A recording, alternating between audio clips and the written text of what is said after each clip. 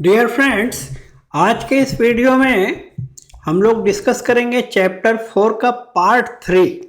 जैसा कि आप लोग जानते हैं कि चैप्टर 4 काफ़ी बड़ा था, तो इसको हमने 4 पार्ट में बनाया है। ऑलरेडी आप पार्ट 1 पार्ट 2 देख रहे हैं, ये तीसरा पार्ट है और इसके बाद मैं चौथा पार्ट लेकर आऊँगा।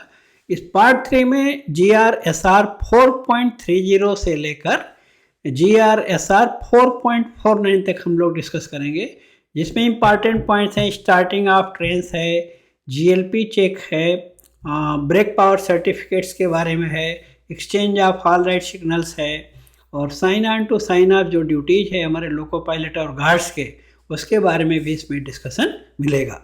और दूसरे जो TXR पॉइंट्स हैं, 4.31 जो रूल है उसमें TXR को प्लेसमेंट दिया जाता है ट्रेन को चेकिंग के, वो सब कवर होगा। और MCQ और हमारे जो डिपार्टमेंटल एग्जाम है ग्रुप बी और ग्रुप सी के लिए, उसके लिए काफ़ी ही इम्पॉर्टेंट पॉइंट्स इस पार्ट में आपको मिलेंगे। तो let us see one by one. Then GR 4.32 means examination of train by loco pilot. So जो लोको पायलट्स या गार्ड मिलके ट्रेन को चेक करते स्टार्टिंग के पहले, उसके बारे में, फिर आगे इसी में GLP चेक और BPC के बारे में भी आएगा। सो पॉइंट देखिए, LP shall loco pilot shall before commencement of journey and after performing any shunting en route ensure. So loco pilot अपना ट्रेन की जर्नी स्टार्ट करने के पहले या कहीं स्टेशन पे कुछ शंटिंग का इन रूट करना पड़ा है, अटैचिंग रिटैचिंग, तो सब करने के बाद में और मेन जर्नी स्टार्ट करने के पहले क्या चेक करना है? Point number A, that his engine is in proper working order. तो इंजन में सब कुछ अच्छा काम कर रहा है, सुनिश्चित करना है। B, that the coupling between the engine and the train is properly secured. जो इंजन है और वहाँ से आगे ट्रेन का फॉर्मेशन की कपलिंग है वो एकदम इंटैक्ट और सिक्योर्ड होनी चाहिए। देन दूसरा बात, जो हाउस पाइप भी साथ में देखना चाहिए। ओके, कपलिंग के साथ हाउस पाइप भी कोई लीकेज नहीं होना चाहिए और प्रॉपरली अटैच होने चाहिए। And point number C, that headlight and marker light. Headlight marker light का पॉइंट कहाँ पे है? GR 4.14 में दिया है। तो वही बात यहाँ पे कहा गया है कि जैसा GR 4.14 में दिया है उस प्रकार से हेडलाइट और मार्कर लाइट हमारा अच्छी तरह काम करते रहना चाहिए। And these are kept burning brightly when required.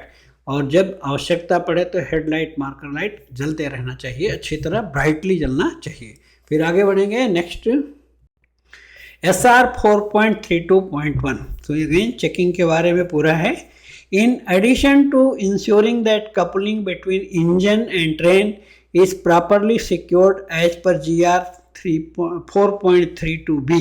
जैसा ऊपर का GR में हमने देखा कि इंजन और ट्रेन की कपलिंग एकदम इंटैक्ट होनी चाहिए।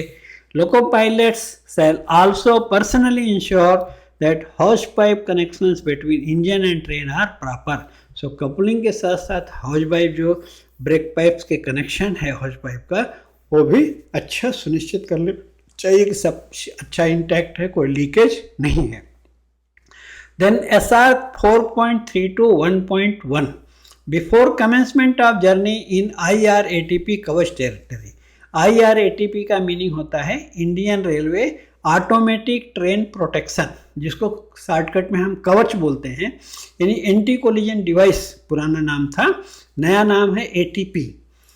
मीन्स ऑटोमेटिक ट्रेन प्रोटेक्शन की जो स्पैड या कोलिजन का खतरा है उससे बचने के लिए ये सिस्टम जो कवच का लगाए गए हैं उसको शॉर्ट में IRATP कहा जाता है। तो इस IRATP कवच टेरिटरी में लोको पायलट अपना जर्नी स्टार्ट करने के पहले क्या ध्यान रखना चाहिए? Loco pilot shall boot up on board Kavach. तो जो सॉफ्टवेयर लगे हैं कवच के, तो इंजन में उसको स्टार्ट करके बूट करना पड़ता है। जैसे हम कंप्यूटर स्टार्ट करते हैं तो कंप्यूटर बूट करता है। Then enter configuration as per train consist, और ट्रेन के बारे में जो डिटेल्स है पूरा उसमें फीड करना है। And see whether all parameters are being indicated properly, और उसको एक DMI भी बोलते हैं, ड्राइवर मशीन इंटरफेस। तो जो सिस्टम लगा रहेगा इंजन में कवच एरिया के लिए, उसको बोलते हैं कवच फिटेड लोको। तो वहाँ पे जो DMI है, ड्राइवर मशीन इंटरफेस, तो वहाँ पे सब पैरामीटर्स पूरा कंप्यूटर की तरह दिखाई देंगे। तो सब प्रॉपरली इंडिकेट हो रहे हैं। लोको पायलट सुनिश्चित करना चाहिए उनको, इसके सिस्टम पे ट्रेनिंग भी दी जाएगी। ओके, जिस लोको में काम करना है, अगर कवच फिटेड लोको है तो लोको पायलट को लर्निंग इसके बारे में दी जाती है। IRATP on board loco Kavach will be effective only after passing FSS in off condition. So ये पूरा सिस्टम लोको पायलट ने ऑन कर दिया, पैरामीटर चेक कर लिया, लेकिन एक्चुअली ये इफेक्टिव कब होगा?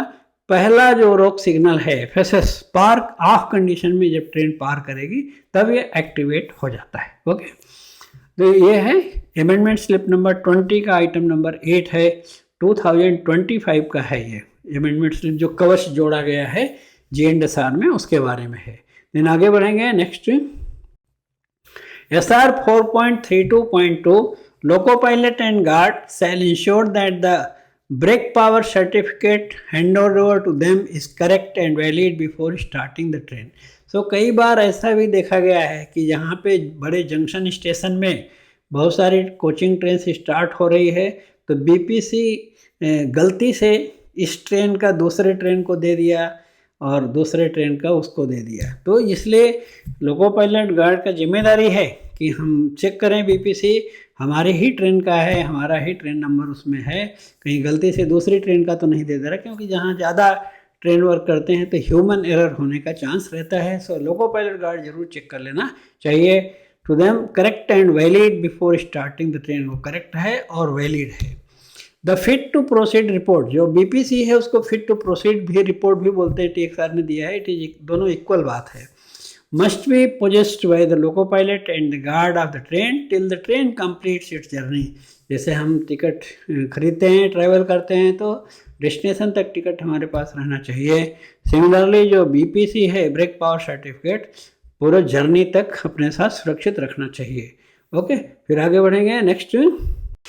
Then SR 4.32.3 before starting the train, यानी ट्रेन स्टार्ट करने के पहले loco pilot and guard shall ensure that the prescribed minimum level of air pressure as given in the following table. तो इसका नेक्स्ट स्लाइड में आप देखेंगे कि इंजन में कितना प्रेशर होना चाहिए ब्रेक पाइप में, और ब्रेक वैन या SLR में कितना चाहिए BP प्रेशर, और सिमिलरली फीड पाइप इंजन में प्रेशर कितना रहना चाहिए FP का, और ब्रेक वैन SLR में FP का कितना प्रेशर रहना चाहिए। अगला स्लाइड में टेबल में दिया हुआ है GNSR का, यहाँ पे कॉपी करके लगाया है मैंने।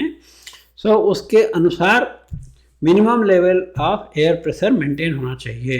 Then the loco pilot shall sign the BPC, ये बहुत इंपॉर्टेंट है ये बात, कभी MCQ में भी आता है, प्रैक्टिकल ड्यूटी के लिए भी, कि लोको पायलट BPC में साइन करते समय क्या ध्यान रखना चाहिए। पहला तो ये ध्यान रखना चाहिए कि हाँ, हमारा जो एयर प्रेशर का लेवल है BP और FP में, इंजन और ब्रेक वैन में, सब बराबर उसी तरह मेंटेन हो रहा है। और दूसरा इम्पॉर्टेंट पॉइंट है कि गार्ड ने ऑलरेडी BPC पर साइन किया है, वो इंश्योर करने के बाद फिर लोको पायलट उसमें साइन करना चाहिए। ओके, फिर आगे बढ़ेंगे नेक्स्ट।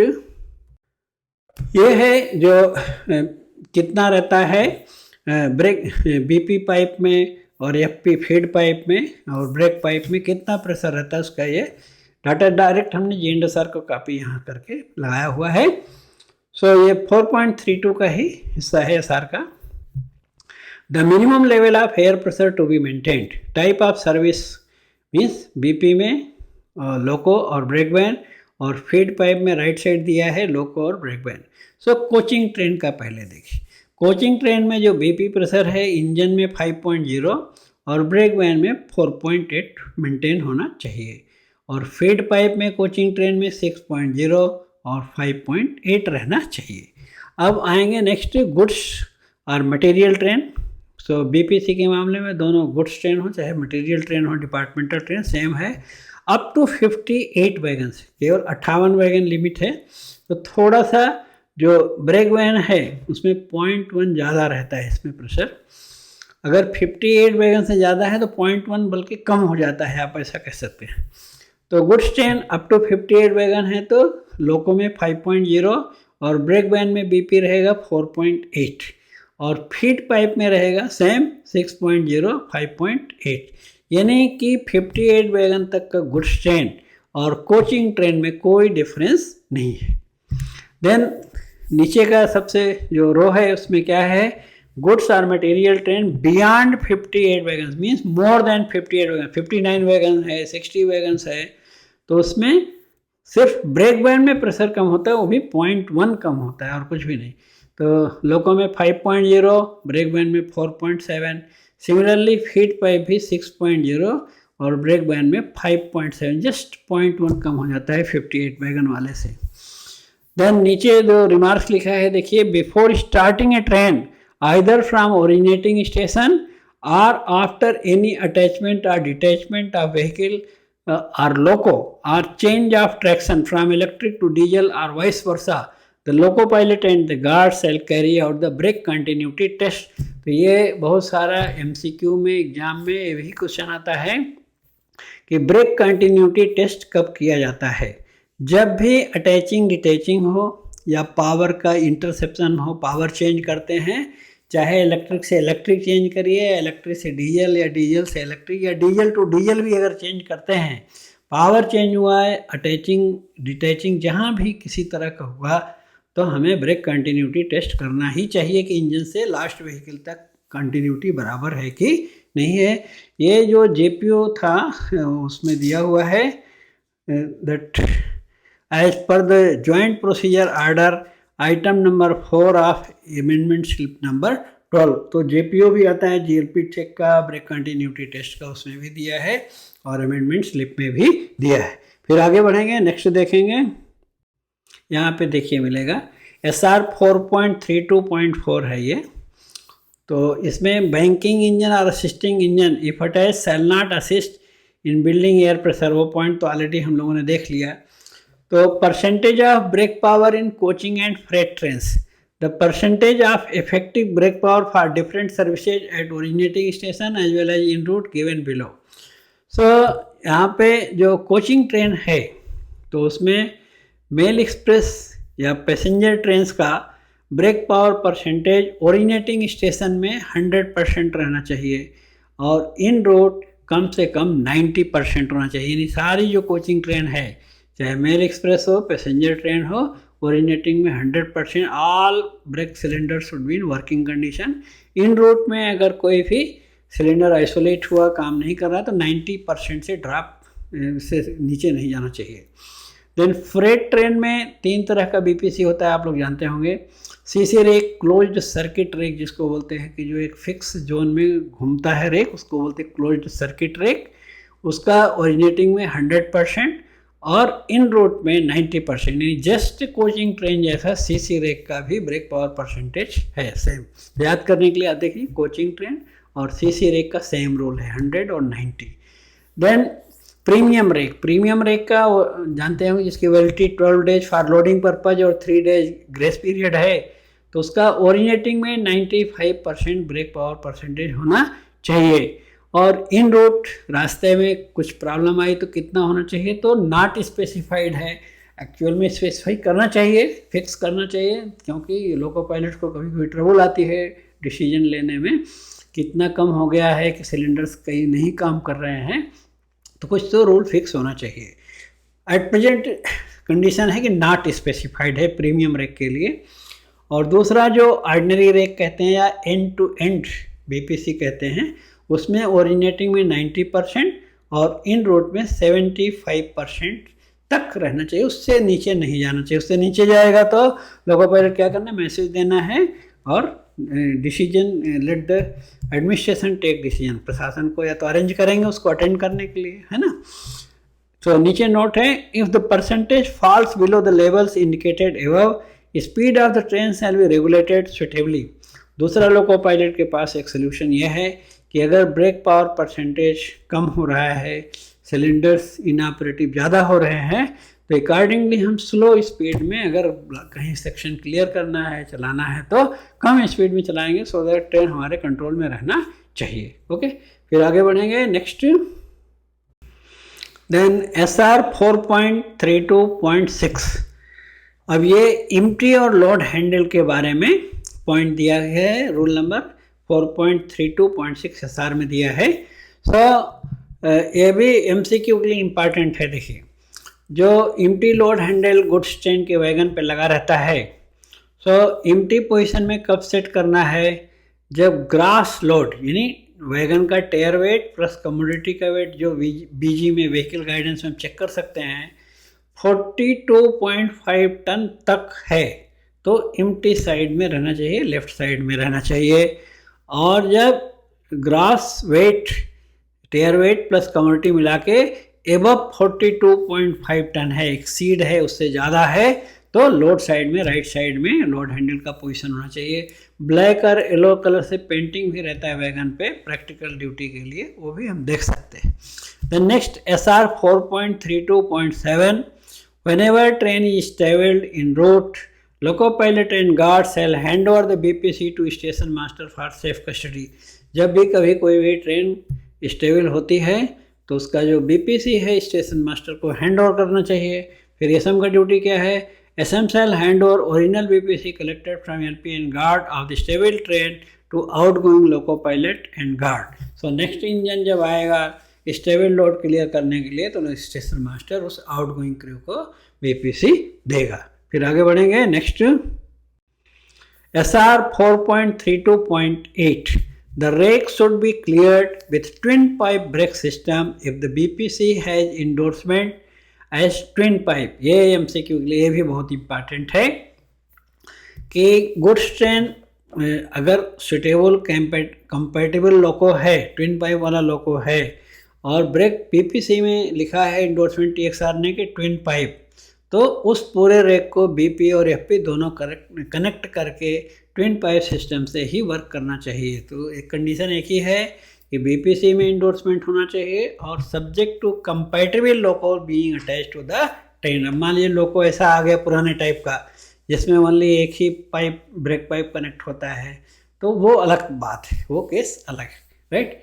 ये भी अमेंडमेंट स्टेप नंबर 12 का सेंटेंस है ये 2023 का। Then next SR 4.32.9 other instructions as content in JPOs issued from time to time shall be followed। बाकी जो जॉइंट प्रोसीजर आर्डर्स आते हैं ये ट्विन पाइप के बारे में, GLP चेक के बारे में या जो भी है और BPC के बारे में, उसे टाइम टू टाइम नया JPO आता है तो उसको फॉलो करना चाहिए। फिर आगे बढ़ेंगे। नेक्स्ट SR 4.32.10 जैसा कि हमने बताया कि जो 4.32 का रूल है इसमें GLP चेक और ब्रेक पावर परसेंटेज सारे पॉइंट्स आएंगे GLP चेक और BPC के। So guard and loco pilot check का ये हेडिंग है। SR 4.32.10.1 पहला पॉइंट है GLP check of goods train is required in the following circumstances. यानी GLP चेक हमें कब कब करना पड़ता है। Point number 1 at every loading और unloading point the CC and premium rake shall be checked by guard and loco pilot before commencement of journey। क्योंकि CC rake जो क्लोज सर्किट रेक है उसका लाइफ 35 डेज है, 7500 kilometre है, तो कई बार loading होता है एक BPC पर। और सिमिलरली प्रीमियम रेक 12 दिन तक लोडिंग कर सकते हैं, इसलिए लोडिंग और अनलोडिंग के बाद उसको GLP चेक करना चाहिए। पॉइंट नंबर 2 ये जो एंड टू एंड BPC है उसका एक ही बार यूज करते हैं, इसलिए अनलोडिंग के बाद एक ही बार चेक होता है। Point number 2 after rake is unloaded in tippler when C&W staff are not available GLP check shall be done by guard and loco pilot. जब किसी भी रेक की वैगन की टिपलर या क्रेन से अनलोडिंग होती है मशीन से और वहाँ C&W या TXR स्टाफ नहीं है तो उसको GLP चेक से क्लियर किया जाएगा। Point number 3 for end to end BPC, end to end BPC की वैलिडिटी क्या है? अप टू डेस्टिनेशन ओनली है। तो अनलोडिंग पॉइंट पे अगर TXR नहीं है तो रेक को TXR पॉइंट ले जाने के लिए GLP चेक से क्लियर करना पड़ता है। For end to end BPC if unloading point is not TXR point then rake shall be cleared with GLP check to next examination point in the direction of movement. Okay, फिर आगे बढ़ेंगे। Next same SR continued है GLP check का। Point number 4 for end to end rakes in case where back loading is done, तो आपको इसीलिए मैंने underline ये रीडिंग में लिखा है। बैक लोडिंग क्या है, बहुत सारे लोगों को डाउट आता है। सो बैक लोडिंग का एक उदाहरण के द्वारा फॉर एग्जाम्पल लेके मैं आपको बताता हूँ कि सपोज करो कोई सीमेंट साइडिंग है, तो सीमेंट साइडिंग में कोल भी आता है, कोल अनलोडिंग के लिए आता है और लोडिंग वहाँ होती है सीमेंट। तो कोई रेक आया कोल लेके और वहाँ पे अनलोडिंग हो गई। अनलोडिंग होने के बाद अब सीमेंट का लोड रेडी है, सो पार्टी डिमांड रखी है कि हमको जैसे ही रेक ये अनलोडिंग हो जाता है सेम रेक हमको दे दीजिए, सीमेंट लोड करेंगे। तो इसको बोलते बैक टू बैक लोडिंग। जैसे अब डेली लाइफ में आप एग्जांपल ले लीजिए, जैसे ऑटो वाला कैब वाला आप एक पैसेंजर को उतारा जहाँ पे, वहीं पे उसको नेक्स्ट सवारी मिल गई, कितना उसके लिए वो खुश रहता है कि हाँ हमको ऐसा खाली नहीं रन करना पड़ा गाड़ी को। तो इसको बोलते बैक टू बैक लोडिंग, यानी ट्रक आया सामान अनलोड किया और वहीं से उसको लोड भी मिल जा रहा है तो उसको फ़ायदा ज़्यादा होता है। सिमिलरली रेलवे में कंसेप्ट है बैक लोडिंग का, रेक अनलोड हुआ और सेम साइडिंग में लोड अवेलेबल है, लोड कर दिया, उसको बोलते बैक टू बैक लोडिंग है। तो वैसा पे अगर TXR पॉइंट है तो बैक टू बैक लोडिंग में TXR चेक करेगा रेक को, नहीं है तो GLP चेक से हमें क्लियर करना चाहिए up to next TXR point. So back loading is done at non TXR point, such train shall be moved on GLP check up to first nominated TXR yard in direction of movement. हमारे जाने के दिशा में जो पहला TXR point है वहाँ वो लोग चेक करेंगे, इंडोर्समेंट करेंगे। Point number 5, while clearing rake stabled for more than 24 hours, 24 घंटे से ज़्यादा कोई रेक ट्रेन स्टेबल्ड है स्टेशन पे इन रूट में तो उसको GLP चेक से क्लियर करते। तो GLP के अकेजन्स हैं। And 6th, if BPC invalid, किसी भी कारण से अगर ब्रेक पावर सर्टिफिकेट इनवैलिड है, किसी भी टेक्निकल रीजन या जो भी रीजन है, तो हमें GLP चेक से उस रेक को क्लियर करना पड़ेगा। फिर आगे नेक्स्ट कंटिन्यू है सेम SR, आगे देखेंगे। ये है अकेजन्स, सीधा हमने GNSR से कॉपी करके यहाँ पेस्ट किया है कि BPC इनवैलिड होने के अकेजन्स क्या है। जैसे बोल रहे हैं ना कि BPC अगर इनवैलिड हो गई तो BPC इनवैलिड हो गया तो हम GLP चेक से रेक को क्लियर करते हैं। लेकिन BPC कब इनवैलिड होता है उसका लिस्ट यहाँ पे दिया है। Point number 1, CC premium and twin तीनों के लिए लागू है। When rake integrity disturb by more than 4 wagons, यानी जो BPC फ्रेश दिया है चाहे CC हो, प्रीमियम हो, एंड हो, उस रेक का सबका BPC में वैगन नंबर रहता है। तो अगर उसमें 4 से ज़्यादा वैगन, मोर देन 4 वैगन्स, 4 वैगन तक चेंज किए तो BPC इनवैलिड नहीं होती है। 4 से ज़्यादा वैगन बदलना पड़ा, किसी का फ्लोर डैमेज है, लोडिंग नहीं हो सकती, किसी को कुछ प्रॉब्लम है, तो 4 से ज़्यादा बदले तो उसका इंटीग्रिटी यानी सच्चाई खराब हो जाती है और फिर उसको BPC इनवैलिड मानते हैं। तो GLP चेक से क्लियर करें या TXR पॉइंट है तो TXR इंडोर्समेंट करेगा। Point number 2, the rake shall not be stabled for more than 24 hours at train examination yard, यानी TXR का चेकिंग होने के बाद TXR पॉइंट पर उसको 24 घंटे से ज़्यादा स्टेबल नहीं करना है, नहीं तो फिर टेक्निकली ये देखिए BPC इनवैलिड हो जाती है, फिर उसको फ्रेश BPC देना पड़ता है। Then point number 3, CC rakes move to any other zone not mentioned in the circuit। तो जैसे हमने आपको बताया कि जो क्लोज्ड सर्किट रेक है, CC रेक वाले 35 डेज वैलिडिटी होती है और 7500 किलोमीटर, तो उसमें जोन का नाम लिखा रहता है। मान लीजिए किसी दूसरे जोन का उसमें लोडिंग हो गया जो BPC के ऊपर नहीं लिखा है, तो वहाँ जाने के लिए जैसे ही वो आएगा handing over point, next zone में जाना है जो मेंशन नहीं है, तो टेक्निकली BPC इनवैलिड होती है। तो वहाँ पे PCOM को पावर रहता है, जो जोन के PCOM है, सो PCOM से परमिशन लेके, CFTM, chief freight traffic manager, तो CFTM से परमिशन लेके कंट्रोल ऑफिस फिर हमें गार्ड और लोको पायलट को through station master TN number permission number देता है। यानी अगर कोई CC रेक ऐसे जोन के लिए लोडिंग कर दिया गया जो जोन BPC पे नहीं लिखा है, तो वहाँ भेजने के लिए CFTM का परमिशन चाहिए। ओके, समझ रहे हैं बात? तो टेक्निकली इनवैलिड हो जाता है BPC। And point number 4, overdue CC rake is not moved in the direction of PME. PME का मतलब क्या होता है? प्राइमरी मेंटेनेंस एग्जामिनेशन है, जो PME होता है मतलब कि जो जहाँ पे रेक की चेकिंग होती है। CC रेक का PME बेस्ड डिपो रहता है। सो जहाँ पे फ्रेश BPC इशू किया जाता है उसको PME डिपो कहते हैं। सो CC रेक का BPC इनवैलिड है, कंप्लीट हो गया है, तो उसे बेस्ट डिपो की तरफ जाना चाहिए। अगर उधर नहीं जा रहा है तो इसका मतलब वो ओवरड्यू CC रेक है, इनवैलिड है। देन प्रीमियम रेक के बारे में लिखा है, premium rake moves for loading. यानी प्रीमियम रेक का लोडिंग के लिए 12 डेज ही परमिशन है। 12 दिन के बाद ये लोडिंग के लिए ले जा रहे हैं तो इसका मतलब वो इनवैलिड BPC है, वो भी टेक्निकली रंग है।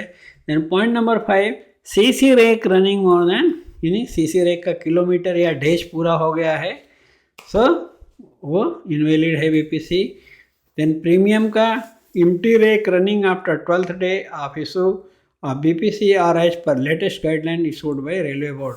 सो जो प्रीमियम का एम्प्टी रेक है तो उसे अभी BPC इनवैलिड हो गया, लोडिंग नहीं हो सकता है, तो TXR पॉइंट की तरफ जाना चाहिए।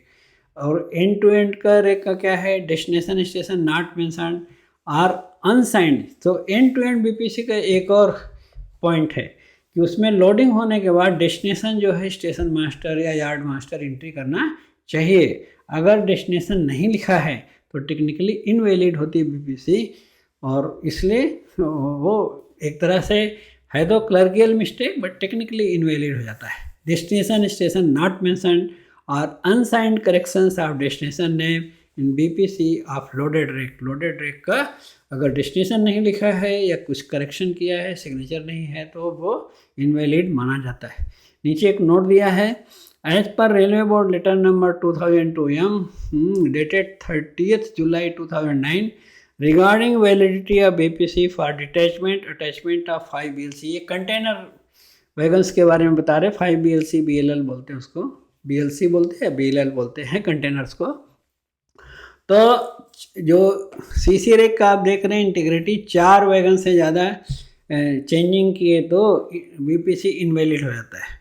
लेकिन जो कंटेनर रेक है उसमें 5 वैगन आपस में वेल्डेड रहते, जुड़े रहते हैं, यानी एक भी निकालना है तो आपको 5 उसके साथ जुड़े हैं वो निकालना पड़ेगा। इसीलिए नीचे नोट दिया है कि जो कंटेनर का CC रेक है या कंटेनर में अगर जो वैगन्स निकालना है तो 5 तक परमिटेड है, उसमें मोर देन 4 का रूल लागू नहीं होंगे। उसमें मोर देन 5 अगर चेंज किया तब इंटीग्रिटी डिस्टर्ब मानी जाएगी, ओके, क्योंकि वो 5 एक साथ जुड़े रहते हैं।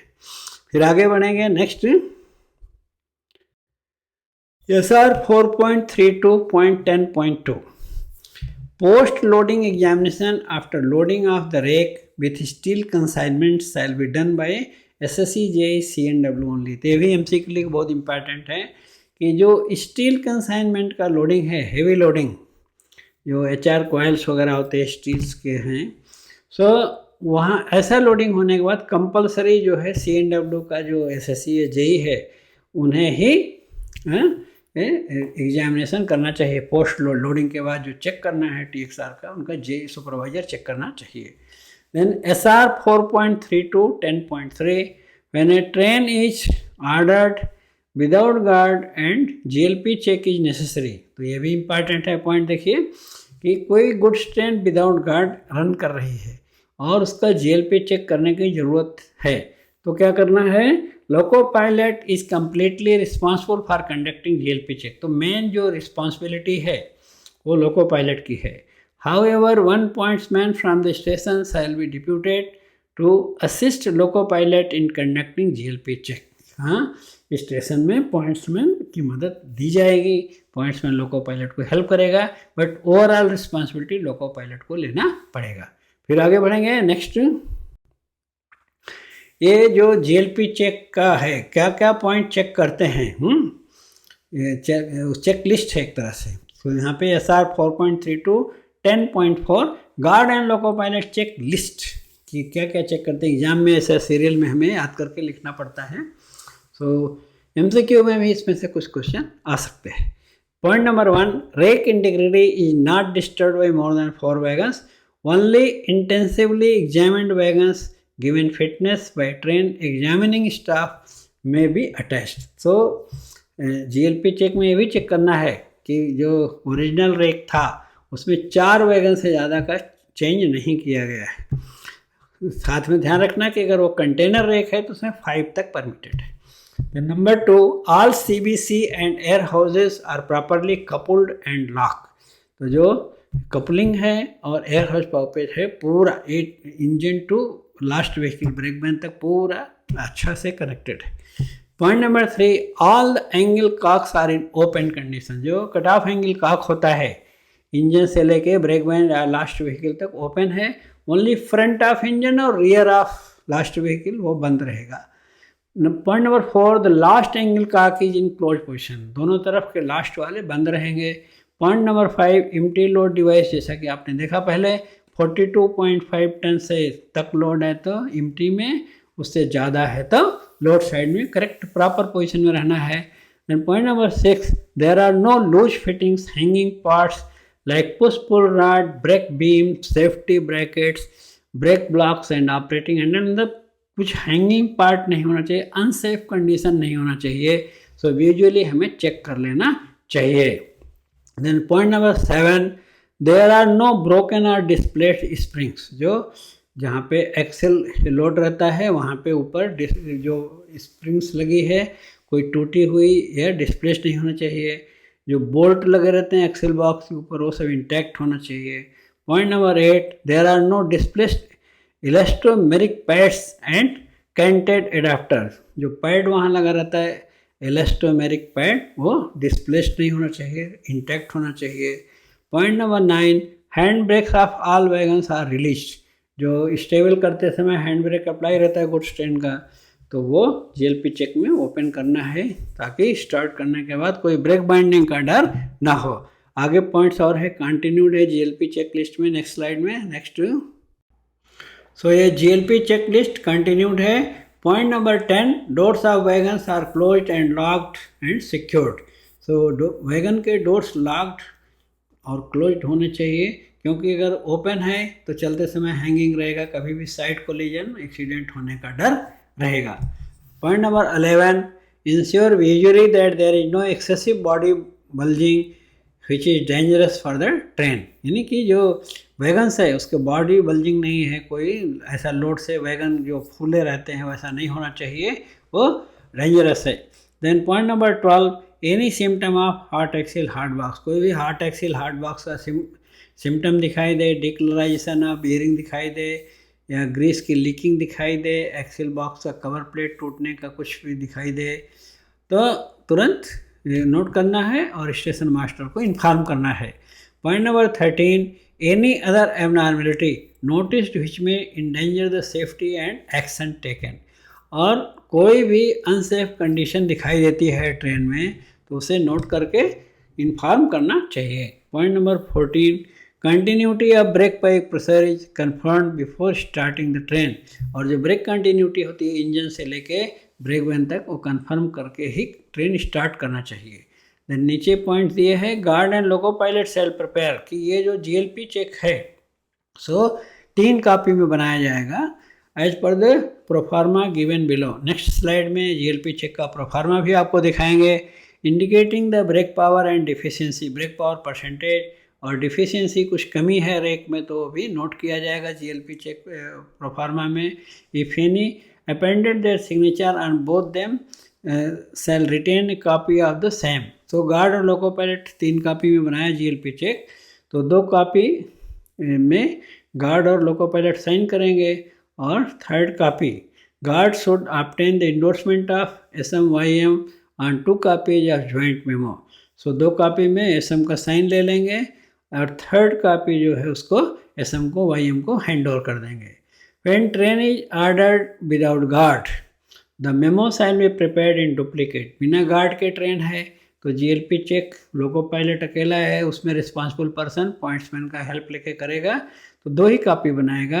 And signed by loco pilot alone and he or she shall obtain endorsement of SMYM in 1 copy. 2 copy बनाएंगे और एक में SM का इंडोर्समेंट ले लेंगे and hand over the other for the record of SMYM, और दूसरा कॉपी एसएम को रिकॉर्ड के लिए हैंड ओवर कर देंगे। ओके, फिर आगे बढ़ेंगे। इसमें एग्जामिनेशन में कभी पूछ सकते हैं आपको कि जीएलपी चेक कितने कॉपी में बनाया जाएगा और विदाउट गार्ड है तो कितने कॉपी में बनाया जाएगा, तो ये सब बातों का ध्यान रखना चाहिए। फिर आगे बढ़ेंगे। नेक्स्ट यह है प्रोफार्मा। इसमें देखिए पॉइंट नंबर 1 में क्या है, डेट और स्टेशन का नाम, number 2 train number and loco number, 3 from and to कहाँ से और कहाँ तक, और बीपीसी नंबर, बीपीसी जो ओल्ड बीपीसी है उसका पर्टिकुलर्स चाहिए, डेट एंड इशू स्टेशन।